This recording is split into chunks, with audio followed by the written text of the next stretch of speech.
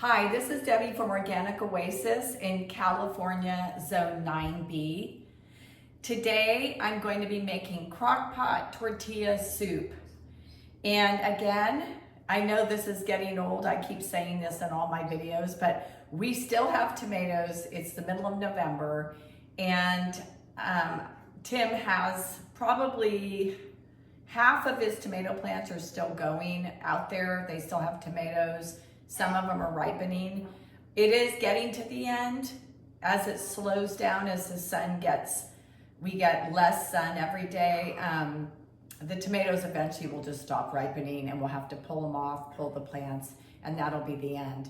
But for now, we're still getting tomatoes, as you can see. So I'm still looking for tomato recipes I want to share with you. Today, I'm gonna do Crockpot Tortilla Soup using these tomatoes. And I'm also going to be using some frozen vegetables that I grew and froze this summer. One of them is zucchini. I like to take some of my zucchini that I have an abundance of, chop it up or dice it and freeze it in these food saver bags. And I also did some peppers that way. And I don't really do anything to these. I just dice them when I have my fresh vegetables and I don't know what to do with them and I want to save them for things like this, like making soup and things. I just dice them up, I put them in a food saver bag and I freeze them. And you can see they still stay really green and the smell is wonderful on these. And here's the peppers. The peppers smell really, really good. This is a fast, easy way to save some of your homegrown vegetables if you have too many and you can't use them all. So anyway, stick with me today and let's make this wonderful Crockpot Tortilla Soup. And it'll be nice and cozy to have tonight. We're reaching temperatures into the 30s now. So soup is like one of my favorite dinners to have in this type of weather. Thanks for watching. So the first step in making this Crockpot Tortilla Soup recipe is to add your chicken. You can add defrosted chicken, you can put in chicken thighs, chicken breasts. My chicken is still partially frozen. I just decided to make this recipe today and my chicken was not defrosted. So I'm putting it in, it's okay. The crock pot will be cooking for 8 hours. It will be boiling. Anything in here and the chicken will be killed. And as eventually the chicken will separate and I will be dicing it up and shredding it at the end. So no worries in adding this frozen chicken, skinless chicken, and boneless chicken breast. The next step is adding the tomatoes. And like I said, I have so many tomatoes that I want to use up. It calls for 4 tomatoes, 4 fresh tomatoes, and I'm just gonna put in a bunch more than 4 just because I want to use them up.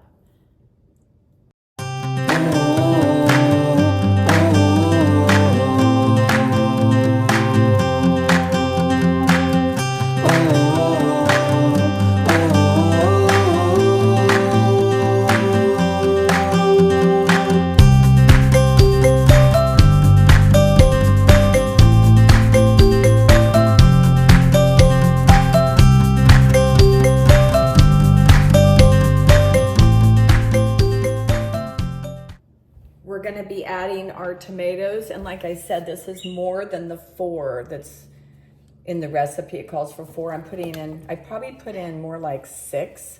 They were different sizes, so I'm thinking it was more like 6 tomatoes.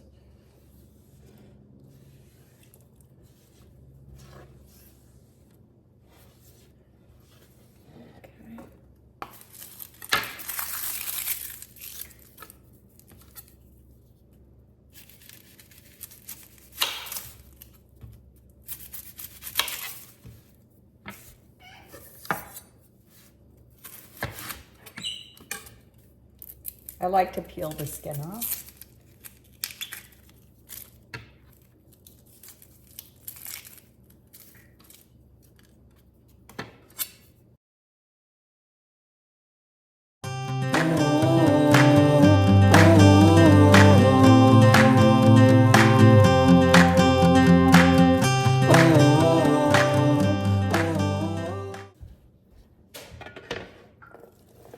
Next step, onions on top.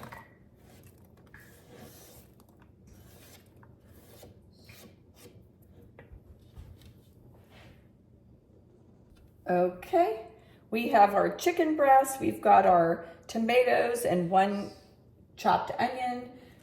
Now we're gonna put in garlic, 3 garlic cloves minced. And I'm just gonna put in 3 half teaspoons, kind of heaping half teaspoons, but put in as much garlic as you like.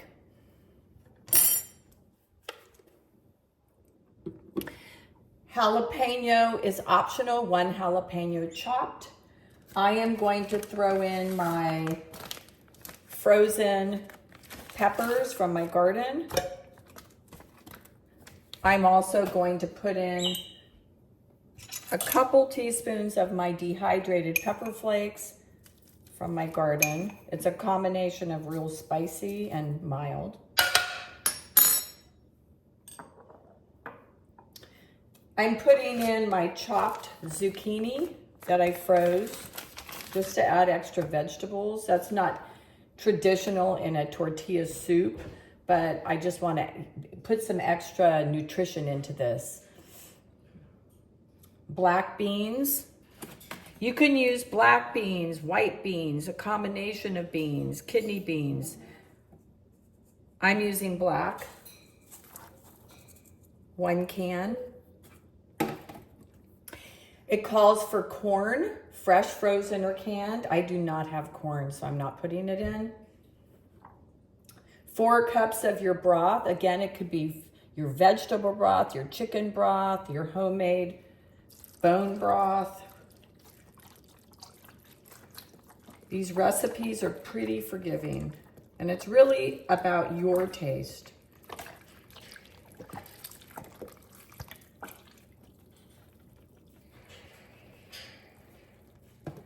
One teaspoon of cumin, just using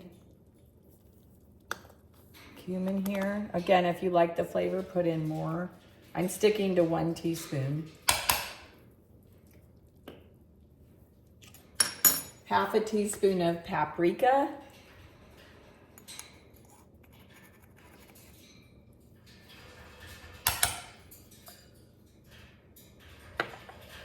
Half a teaspoon of chili powder. I happen to love chili powder. I'm gonna put in a whole teaspoon. So 2 half teaspoons. Salt. I always just put in a teaspoon of salt. That's sort of my taste. I don't ever add extra salt. I don't think it's good for us to put in too much salt. And just pepper, ground pepper.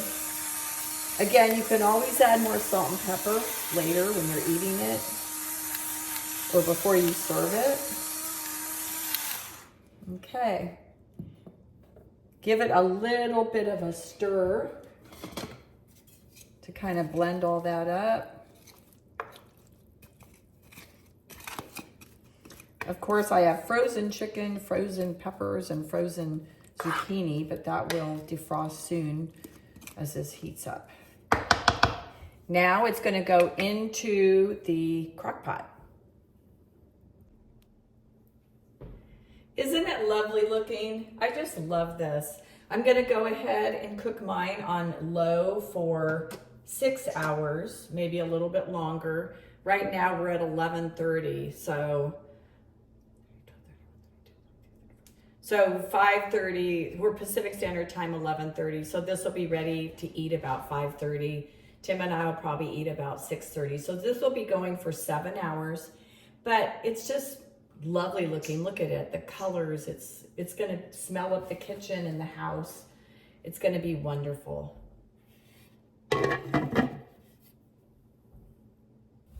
The soup has been cooking for 6 hours. It looks delicious. I'm gonna take out the chicken breasts and shred them up.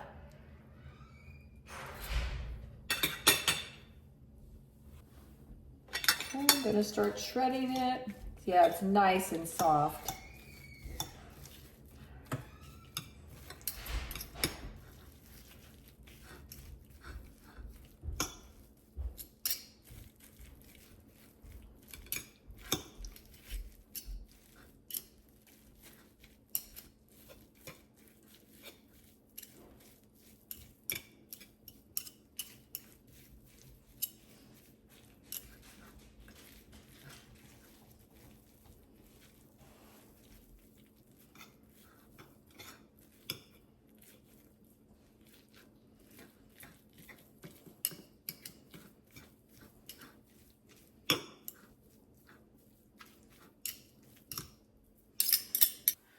One of the things you can do if you want to thicken up your tortilla soup is to use an immersion blender and just blend part of it.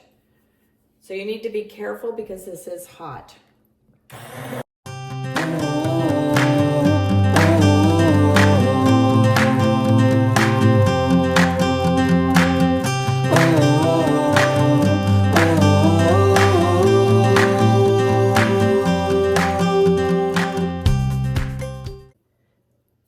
Okay, the soup is ready, and I'm gonna go ahead and scoop out a bowl of it. It looks delicious.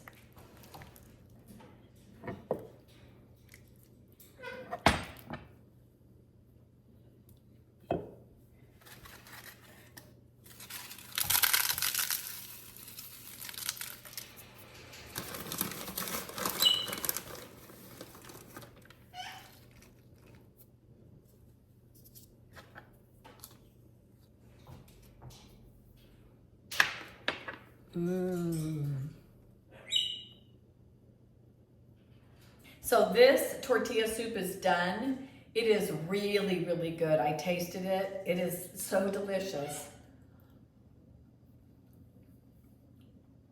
It's one of the best soups I've ever made, chicken tortilla soups.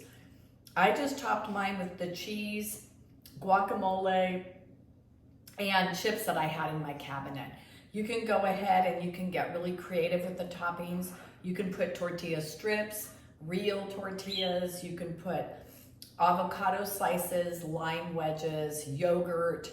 You can top it with all kinds of things depending on what you like.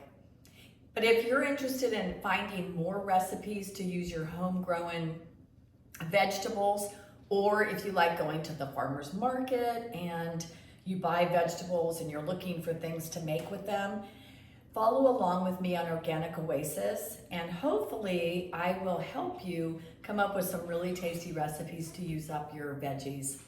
Thanks for following.